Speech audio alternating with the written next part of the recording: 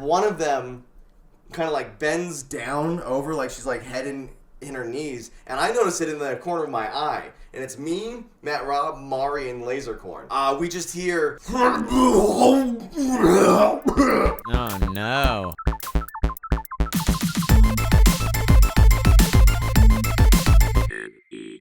Hey everyone, welcome back to New Element 6. I am Lasercorn, and with me we have... Mari! Joven! Raw! Sohinki! And Wes! And together we are... New Element 6! AKA... NE6! AKA... N-E... Yes! AKA... You said AKA, but it's your turn. But I'm hosting, so shouldn't someone else? The Potluck Panthers. Oh, I like it! The Potluck Panthers. We sound delicious again. Yeah. I'm gonna have my vitamins. What? Vitamins? I'm eating my vitamins. And today we have a great show for you. We're going to be talking about our favorite live performances. When we went out, back when the world was open and we went out and actually did stuff. We're gonna have NE6 questions, of course. And if you're not in our Patreon, maybe check that out. There'll be a link in the description. It guarantees you get your question answered. We'll have a Jovenism, of course, for you to wrap out the show. But starting things off, what we have for you is a little game we're calling Soundtrack Roulette. We have all picked a soundtrack, what we would kind of like, the soundtrack to our lives, what we would like to hear played as we enter the world. We're going to try and guess. We've added them all to a Spotify playlist. I'm going to be playing the songs one by one for everyone. We will write down who we think each song is, and then we'll all guess, and we'll see who's who. Just to clarify, these songs are songs that you hear when you're like walking down the street. They're the same songs that you hear like when you're trying to like act cool, you know, like at the mall. Yeah, it's like no particular emotion is happening. This is like the general everyday soundtrack to your life. It's your theme song. It's if you were a character in the movie, your first appearance, this is the song that would play. Yeah. So here we go. In no particular order, I have the Spotify collaborative playlist open right now. We should add a link to the description. If you guys want to hear these 6 songs, we're going to keep this playlist up. Yeah, that's great. Let's throw it in the description. And it's collaborative, so you guys could even after the fact add your own soundtracks in. Well, look at that. Here we go. I'm playing the first one. You guys are all listening? Oh yeah, then we write our answers down, right? And you can switch your answers around if you're like, ooh, that fits better for someone else. And here we go right now. Ooh. Damn, this is happening. Okay, so not Sohinki then. You wanna. Oh my god, FLitz! I think it's all chorus. Yeah, the entire song is a chorus. Yep. All right. That was the first one. Next up, you guys ready? Yeah. 3, 2, 1. Oh my god. This is intense. This one's very obvious to me. This song is called The Ultimate War by John Williams. Just the fact that it's a John Williams song makes this very obvious to me. Wait, this is from Hook. This is from Hook. One of the greatest John Williams soundtracks if I was to add my opinion to this random song. All right, stop giving yourself away. Stop giving yourself away so soon. Also, good pick, because Hook is amazing. Obviously, it's Wes. I've never seen Hook. How have you not seen Hook? Sohinki, you've never seen Hook, you freaking monster! No, I've seen Peter Pan. This is why we don't get along! You've never seen Hook! Get out of here. Leave right now. Fired! He's fired! Get him out of here! Guys, welcome to NE5. I haven't seen Hook either, I'm sorry. What is wrong with both of you? This is an outrage! What? I haven't seen Hook. 50% of the people that have seen Hook don't like Hook, which is like a really weird thing. I love Hook. You're bugging. You guys are crazy. Who doesn't like Hook? Love Hook. It's incredible. Next up, this song is called TNT by AC/DC. It's a good choice. I know this song because of Rock Band. Okay, you guys know this song, right? I assume? All right. Yeah, I think I got it. All right, next song is called Rabbit in the Headlights by Michael Oakley. That sounds like some culture. Yeah, y'all like culture? Ooh. But this throws everything out of whack for me. Now I have 2 for a certain person. Yeah, I like this a lot. I have other songs from this person, Michael Oakley. Working that synth vibe. I feel like I'm driving through laser lights. Got that Outrun vibe. Nice. Okay. Okay. Next song is called What's Golden by Jurassic 5, that J5 crew. Fun fact, Jurassic 5 got their name from the hit movie Jurassic Park, also scored by John Williams. Not a real trivia fact. John Williams scored Jurassic 5? That's crazy. I didn't know that. I remember Lasercorn told me that he used to snowboard to this song. That is correct. It is a good song to snowboard to. Some might say the best song. I had this on a CD as well. Like, oh yeah, well I had it on my Walkman. This next song is called Rhythm, Chord, and Melody by The Reign of Kindo. I like that we've got some ones that aren't obvious, that are a little more less well-known. Interesting. This is harder than I thought it would be. I have my answers, I think. I'm locked in, but I am very unsure about my answers. I'm just gonna stick with it. Let's start from the top. Work Bitch by Britney Spears. You want a hot body? You want a Bugatti? I had Mari for Work Bitch. I thought FLitz. I had FLitz. I had Mari. And I'll just confirm that the answer is, in fact, Mari. It's me. Woo! Nailed it. I originally wrote down Mari or FLitz, but then there was one that's upcoming and I was like, that's definitely Mari. I love the message of the song. It's, you want it? You better work, bitch. Yeah. You better work, bitch. If you were giving this pep talk to me, I'd be like, that's really nice, and like I appreciate the encouragement. But can you stop calling me a bitch? It's not making me feel good about myself. It's hurting my self-esteem. It makes me want to go take a nap instead. It's okay, bitch. You can do that. Bitches need naps. Bitches love naps. Girl Hinky would love that song. She would understand. The next one is The Ultimate War by John Williams from the movie Hook. Obviously, this is from Lasercorn or Sohinki, the ones that have definitely not seen the movie. I had Flitz down for this one. I have Joven. I had Jovenshire. I have Joven. I Joven. It is Jovenshire. One of John Williams' most underrated. Nerd! I had written down Jovenshire and then I crossed it out because I thought a song worked better for him later. Because it really goes through a ride. It is the setup. It is the actual conflict. It's the resolution. It's a music that can play for 8 minutes and it'll hit like the entire conversation. I don't know. It hits all. If you're picking one song, it needs to have that variation, that sweet variation of life. Nerd! I knew it was Joven because it's like exactly how he wants to be. It's like adventurous and like mischievous and like it's all the things Joven would like to project out into the world. And not at all me. Fair enough. Next up, TNT by AC/DC.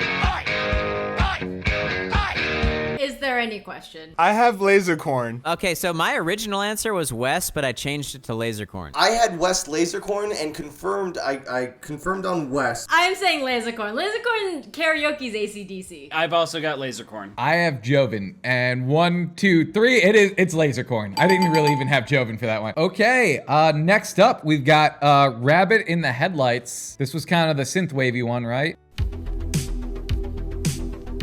Yeah, and I thought this one was Mari. I'm going with FLitz. I originally had West for this, but I changed it to Flitz. I have Jovenshire written down for this, because Joven has that 80s mix that he always plays in the car. And I'm like, this sounds like it could be off that. Deer in the Headlights, when we were coming up with this, and I'm like, what are songs that I know? And Hook was the first thing that came to my mind. I 100% should have pulled something from my Outrun playlist. I was really thrown by this one. The actual answer is Wes. Who saw that coming? Hi guys, yeah, it's me. I mixed up Flitz and West. I've definitely danced to a song by that guy before. I really like his stuff. Yeah, he's really good. It's kind of soulful, which is really unexpected by the person who sings it. I love it. I know which one I should have done now. I'm so angry at myself. Sorry.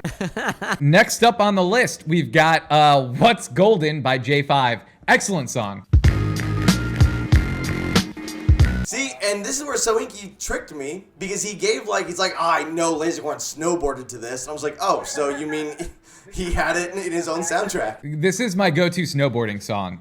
It's an excellent song. It's not my general all-around just theme song, and it is Sohinki. Yeah, I guess Sohinki. Yeah, that's me. Good misdirect, you little punk. Which brings us to Rhythm, Chord, and Melody by The Reign of Kindo. That was a tough one, and there's only one left, and it was FLitz. I got that one right. So I had Wes originally for Rabbit in the Headlights, and then when this one played, I was like, oh, it's too, like, Wes is such a romantic, it has to be Wes. And that's so I changed the other one to FLitz. I had Wes and FLitz mix up. You Geminis, you! Aha! Nailed it! I actually got all of them right. I'm surprised. Damn. That's awesome. We were the tricky ones, FLitz, so we got ours. We knew how we could do each other's. Oh, that's amazing. The only two I got right were Sohinki and Mari. I guess I don't know you guys that well. I got them all except for FLitz and Wes. I mixed you two up. All right, so that was great. Coming up next, we have some more music-themed talk coming at you about our favorite live performances. But first, this.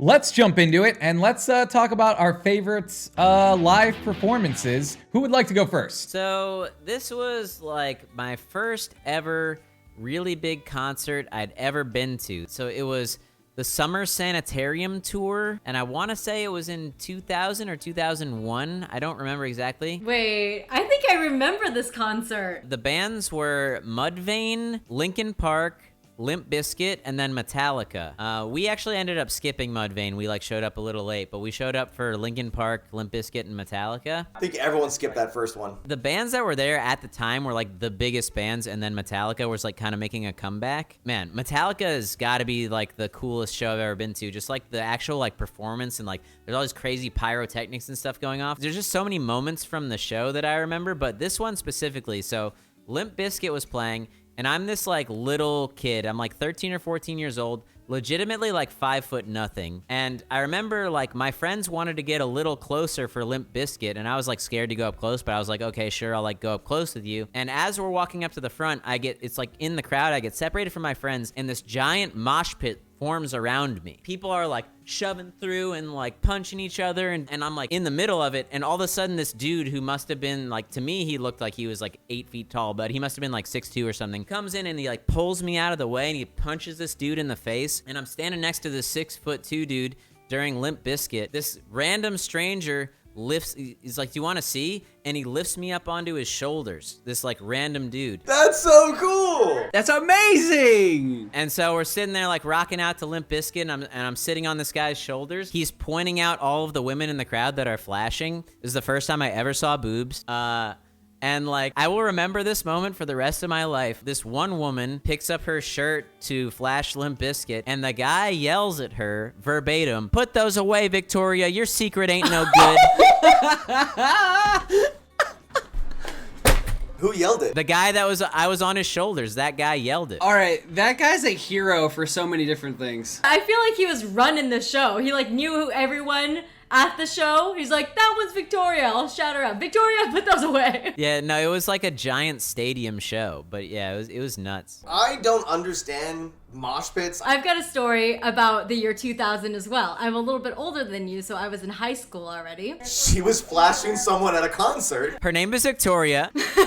Okay, so this was for the Anger Management Tour, which also had similar bands. It had Limp Bizkit, Eminem, Exhibit, Papa Roach, 50 Cent, Lil Jon, Lil Scrappy. It was a horde concert. I was on the main floor, so that's like the floor area where the mosh pits happen. You're as close as possible to the stage. And I was probably about like 5'1", 5'2" around then. And I remember once the crowd starts swaying like this, you can't stop. And my feet were completely off the ground. I was just sandwiched in between people, and it was just like I was riding the wave of these people like next to each other. Why were they swaying? Was it like one of these things, or? No, it was so jam-packed. And like people were like swaying to like push each other, the mosh pit was coming over and stuff like that. It wasn't like a nice like this way. It was a violent like jerking because people were pushing one another. Yeah, I've experienced something like that. But I wasn't scared, which is like really like it, like that's being young and naive and just trusting the process, because I wasn't scared at all. I was just like, oh, this is really cool. And I was just into the music. I think I'd be freaked out now though. Yeah, I'd be worried about getting trampled now or something. Mari, I'm so glad that you had a good time at that concert, because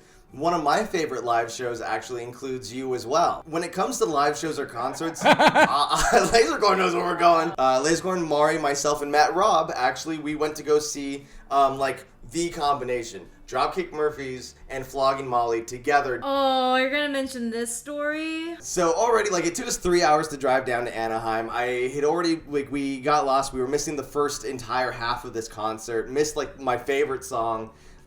Yes, I am still describing my favorite live show.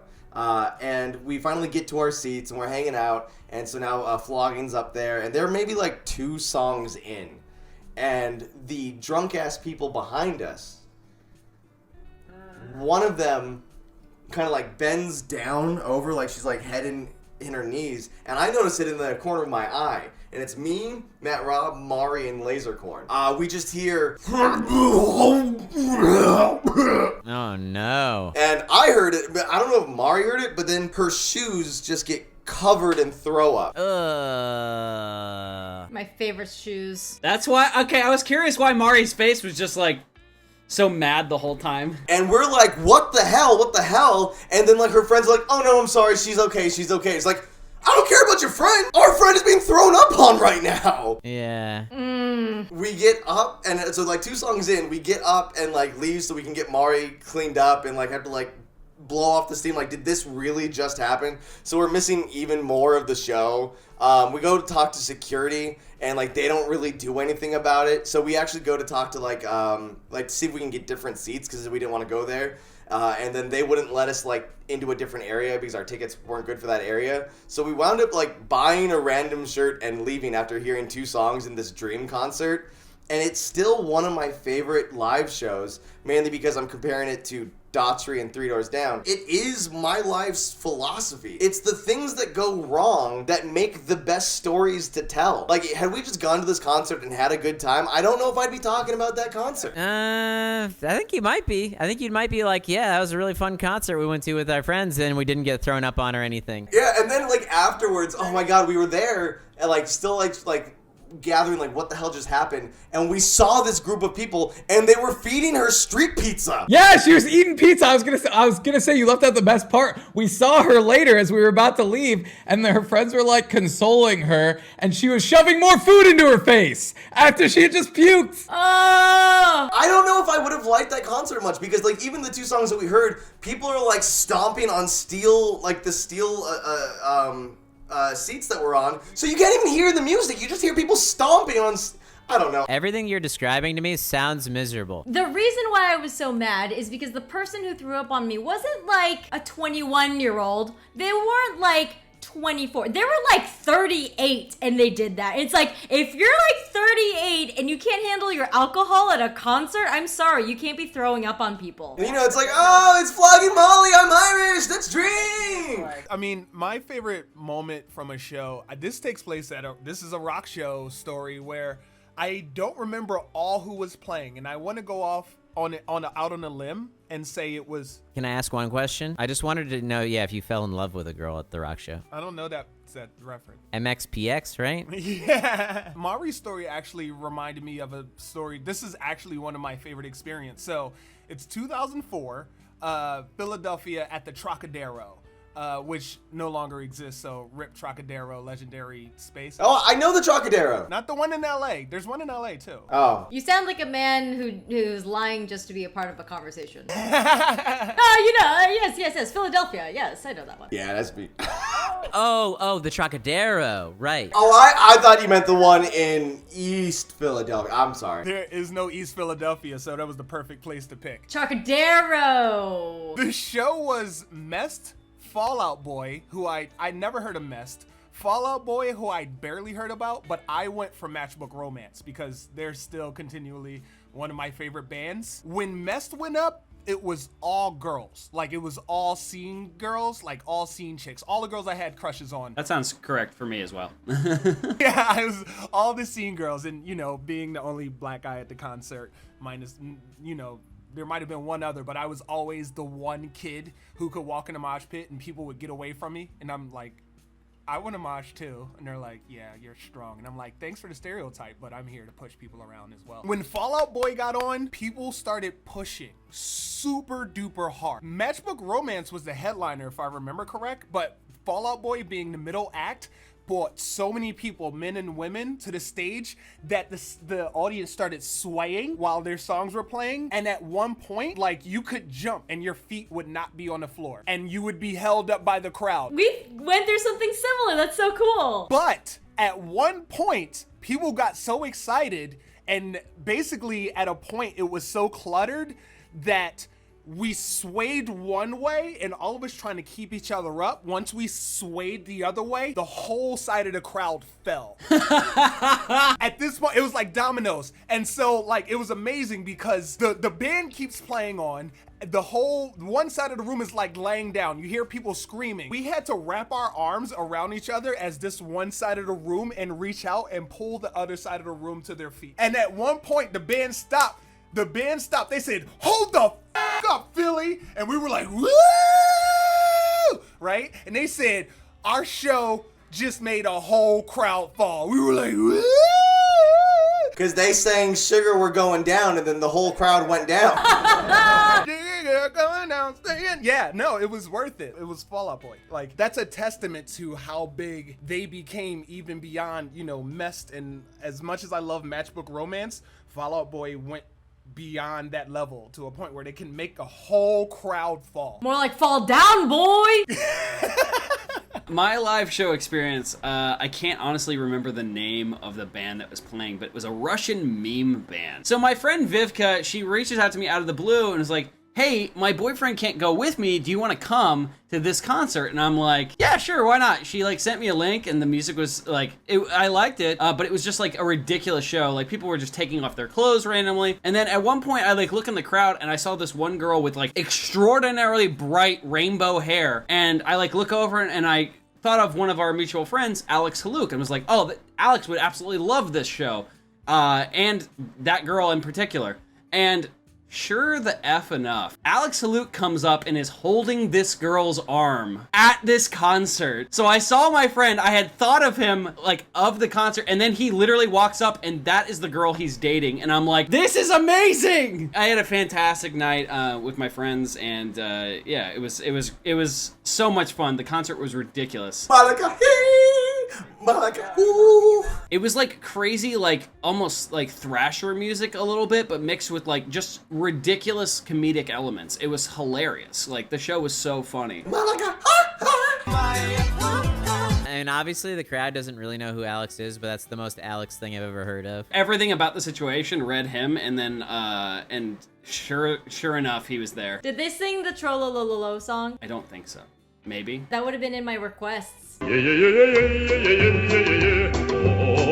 have to ask him the name of the band, because I'm sure he knows, and it's something that he listens to on the regular. I went to the Hollywood Bowl. Me and my wife did. I think the year was 2010 or 2011. I really wanted to see. I was big into. I still really like Coheed and Cambria. Nice. I saw they were opening for Dio. I'm like, well, I'm not really interested in Dio, and it wasn't even Dio. It was the leads. It was Ronnie James Dio with his new band Heaven and Hell. And I'm like, okay, I didn't even know Dio was still making music, but I really want to see Coheed and Cambria. So we get there late, and the first act is up on stage, and like, they were actually pretty good, but they never said who they were. And since we were late to the show, we didn't hear them introduced. And so we're like, they're like, thanks for coming out, everyone. Here's our next song, blah, blah, blah. And I was just kind of yelling at them, like, yeah, but who are you? And they like never answered me. But they probably thought you were like heckling them, like we told you who we were. Like really trying to become a fan, but he just sounds like this horrible troll. I like their stuff. I'm like, who are you? And they never answered me, but I was like close enough where I felt like they could hear me. And then Coheed and Cambria comes on,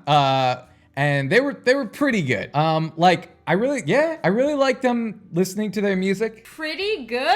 Really? They are not really what I would call stage performers. They're very good in the studio. And they have a lot of experimental music that's like rattle, rattle, ding, ding, you know? And you're like, Good explanation, Mari. it is! It's industrial, like, experimental music that they get into. Rattle Rattle Ding Ding is the like equivalent of you go to an art gallery and there's a painting that's just one dot in the upper right corner. And like FLitz said, they're storytellers. They do a lot of concept albums and stuff, and they're really great to listen to on CD. And they were pretty good live. They were pretty good. You know, he was doing a lot of, he's got the crazy hair, so he was doing a lot of hair thrashing, which was cool. But while he was thrashing his hair around, he was moving kind of away from the mic, so it was a little hard to hear some of the music.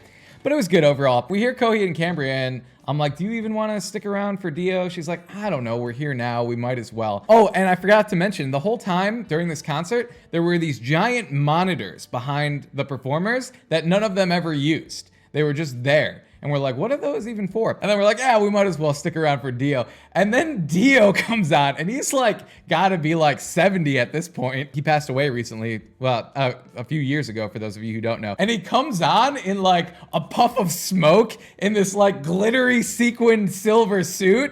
And he's like, are you ready to rock? And he was just like the best showman ever. And the monitors like roar to life behind them, and there's like demons on it. And he comes out and puffs smoke, and he's like, I'm Dio, and proceeds to put on like the best show I've ever seen. Just like dancing all over the stage, flying around and stuff. And like the demons are going crazy, and like there's light shows and everything. And I'm like, this is amazing. I've had a few at this point. I'm young. I'm like, play Holy Diva. And it was just like, which of course he didn't because it was his new band. But it was just like a great performance. And none of this, neither my wife and I were expecting this from this kind of, you know, this older guy who was kind of, we felt, a little past his day. Anyway, so those are our favorite live show stories. Coming up next, we have NE6 questions, but first, this thing. Joven's a bird! Is Joven actually a bird? Birdman! The bird is Ra, so get off. Am I a bird? Oh, hey, I am a bird. What's Mari? I'm so ugly! Are you Matthew McConaughey? No, Mari, you're a Tengu. You have a penis nose. Oh my gosh, you're a jester. Stop! I don't want to be a penis! How big is my nose?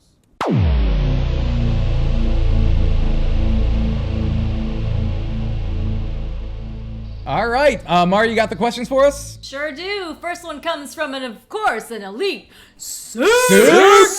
This is from Lamiya. She asks, growing up, was there ever an animal that you wished you could have as a pet but couldn't? I want a squirrel. Squirrel? Aw, yeah, I could see that. We vacationed in Florida once, and there was these little lizards running around, and I did ask to take one home as a pet, and the answer was no. So little lizard. I don't even know what kind they were. Brown bear. A whole ass bear? Of course. Of course I want a bear. You meant cuddling with a bear? That'd be the most adorable thing in the world. But Wes, have you ever seen a hairless bear? And if you haven't, I'd like to get your live reaction right now. No, I've definitely seen it. It's horrifying. Wait, I want to see a hair. Oh, Mari hasn't seen it. Let's make sure we see Mari's reaction. Oh no! You know, we're laughing right now, but this is what we're all gonna look like when we're old people and we take our pants off and we have wrinkly little butts like this and we've got just like a sleeve of skin. They're giant murder dogs. That's what they are. Cheyenne Tolehano asks, give 5 weird foods you want to taste. How about 1 each? It's horrible. It 100%, it shouldn't happen. But like shark fin? Oh God, no, don't. I'm curious to know like what that texture would be like. I don't know. It's hard jelly is what it tastes like. Do they eat the fins? I thought they make soup out of it. You put it in soup. There's the fin in the soup, so you would taste, you get like a chunk of fin. I'm also a little interested to know what human tastes like in a weird way. I just want to know. Oh gosh. I'm in the same boat as you. If it was like sustainably done and the person was like, please, you know, it can be served and all of that was in the clear, and if it was like, try it, I feel like I wouldn't back down from it. I'd be like, I gotta try it. If you pass away and you're like a donor, like you'd also have like a second sticker, like, yes, okay, take my organs for this, but then, you know, if you want to use some of the meat for meals, yes, you can do that. I'm not saying that I would want to try it. No, you wouldn't want old people meat. There's like it's like gross old people meat. No, I'm talking about like, you know, if like a young 28-year-old got in a horrific car accident and it was really unfortunate and someone got his liver, someone got the heart, and I got the bicep. This is all a terrible conversation. That's terrible. That doesn't make me feel nearly as bad about kind of wanting to eat dolphin. I don't think people should eat them. I mean, you should definitely feel bad about that, but I think that's better than eating a person. I'll say that much. Yes, that's better than eating people. You're both awful people. Feel bad about yourselves. I'm judging you harshly. Judging. I'm judging Mari slightly less because the blood from the boys is getting to her brain now, and she's like, "What would it be to eat them?" I would want to be tricked. Like, I would want to, like, I don't want to, like, do it consciously. I couldn't do it consciously. They would have to trick me, and I'd be like, that was damn good. And they'd be like, you've eaten dolphin. And I'd be like, all right. That's how I had horse meat before, because it was just sashimi. Oh no. We've eaten horse meat, every single one of us, because Burger King used to have like a large percentage of horse meat in their burgers. Was that Burger King? I thought that was IKEA. They're meatballs, yes. That might just be an urban legend. I don't know which one's true. They legitimately did for a long time. I don't know if they do anymore. I had horse meat sashimi, so it was raw and it was delicious. And then someone told me later that it was horse, and I was like, oh, that was good. We're calling you both horrible people, but if we're being real, if you took meat out of a human and cooked it and spiced it, whatever, I'm sure it would taste fine. But that's still gross. We're at the top of the food chain and we can't taste what we got? I feel like saying that it's not the same thing is also not. No, cannibalism is wrong. A cow eating a cow is wrong. Like, if you fed a cow to a cow... They do that, though. I know they do it in the meat industry, and the meat industry sucks. Like, that's one of the reasons the meat industry sucks. But, like, it feels inherently wrong to do stuff like that. I've been to the fair a couple times, and I keep hearing about these deep fried Oreos, but I've never actually seen the place that sells them at the fair. You should do it at home. I don't trust myself to deep fry an Oreo. I also don't trust Lasercorn to deep fry anything. I don't trust. I've seen deep fryer accidents on YouTube. I would not trust myself around a deep fryer. Don't you guys have an air fryer? Can't you use an air fryer? We have an air fryer, but that's not deep frying. What's the name of the bull testicles? Rocky Mountain oyster? Is that what that is? Yeah. You want to eat bull testicles? I do not want to, but ever since I saw that Fear Factor episode, I was like, I'm kind of curious what they taste like. I'm with Lasercorn on the deep fried Oreo. I've never had one. But that's not that weird. Or the deep fried Snickers. That also sounded good. It's a boring answer. I've also never had deep fried ice cream. But it's something you actually want to eat. It's like, okay, I guess we're boring, but like our food would be way better than you. I don't know. Yeah, no, I would actually like to eat your guys' food. It's not about whether it's good or not. It's about the experience. I had pigeon in Egypt because that is what they eat. It wasn't necessarily delicious, but it's what they serve. She also shit her pants like 3 days in a row. Yeah. I also did when I had guinea pig too. I had a pretty bad virus after that. But it's about having the cultural experience of what people eat in that country, which is more important to me than is it delicious. The question wasn't what food would be a good cultural experience. The question was what food would you want to eat? If somebody sets a big thing of like in their out and they're like, oh yes, these are ribs from a 28-year-old human that just died in a car crash, and here's a deep fried Oreo. Which plate are you freaking picking? I'm picking the deep fried Oreo. No. But Mari's point is, if she was visiting an indigenous tribe that was cannibalistic, and they were serving up human, Mari wouldn't want to be rude. That wasn't the question. You were supposed to be answering the questions. You took the question and you perverted it, and you're like, what would go good with my virgin blood that I'm drinking? I know, some delicious human flesh. You're a pervert! Yeah. And Denise Jacobo asks, if you could rewatch one anime for the whole quarantine, what would it be? So it's one anime only for the entire span of the quarantine. So one over and over and over again. Well, apparently Demon Slayer's mine. Easy, One Piece, because I'll never run out of episodes. Yeah, I hear Naruto is really long. I would not want to repeat anything. I would, be getting to see something totally new. I hear good things, and it's got a ton of episodes, so Naruto. You'd also be watching it until 2025. Yeah. Probably. I'm not caught up on One Punch Man, so I would start with the first season and rewatch it, and then watch the second season. I never got into Berserk, so I think I want to go with Berserk. The Audio Valkyrie asks, what would be your drag name? The name you have during a drag queen or king performance? Joven just sat up like he has one already planned. Well, because the community really kind of stepped up after I found my awakening in the one transition video that we did. The community's kind of named it. I was trying to think of some cool names. Ivana Baguette was kind of at the top of my list, but they've named her Lady Platinum, and she is Lady Platinum. That is perfect. That is really good. I think my drag king name would be Samurai. Ah! I can see it already. Samurai desu. I guess I'd be Sohinki. I love it! I think I would be Goddess Aset. Enter, goddess. That's the original name of Isis. The goddess Isis is Aset. I don't know, Sparkle Peaches? He said that like that came off the top of his head. Nah, he's known. He's known. I've been thinking about it. He's being a little coy about it. He's like, I don't know, Sparkle Peaches? I don't know, honestly. Your Final Fantasy. Oh, I know what yours is. Girl alt. Oh, Geralt of Yazia. All right, Liam McQueen asks, okay, so picture this.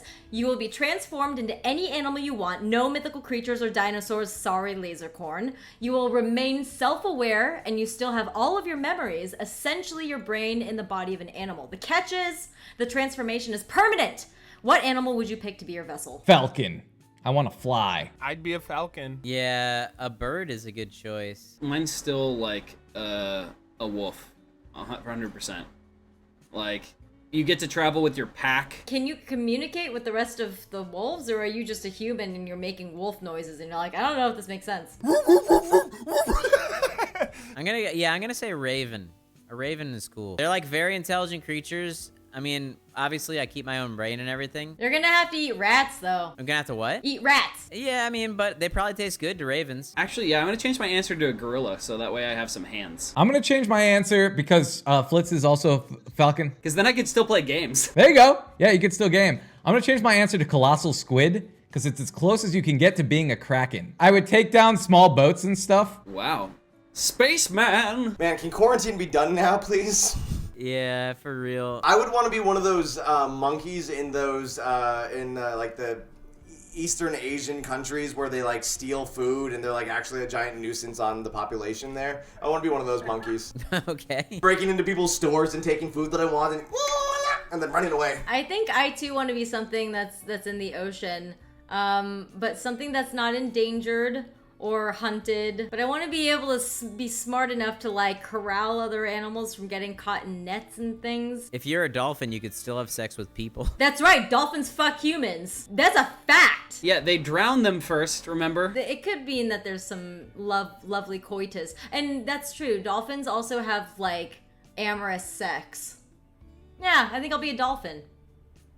Wait, but pigs have 30-minute orgasms, and that's another fact. That sounds like torture. Why would you want to go through 30 minutes? I feel like by minute 20, I'd be like, okay, this is enough, though. Yeah, I think I'm gonna go dolphin. I learned way too much than I ever needed. Well, that's it for the questions. Now it's time for your favorite part, the Jovenism. So, from August 18th, 2015, that's where our Jovenism originates. And the quote is, me. Me? Just me, dog. Short and sweet. Unlike this episode, which is nice and long. You can see the full episode on Patreon. We'll see you next week otherwise. I don't even know. I'm not even self-censoring myself. Combination of and me. The thing is, I think I remember this too, because you were looking at your phone, doing something, and then all of a sudden, I think you just burst it out, like, me. And we were just like, what? Yeah, that sounds like something I would do.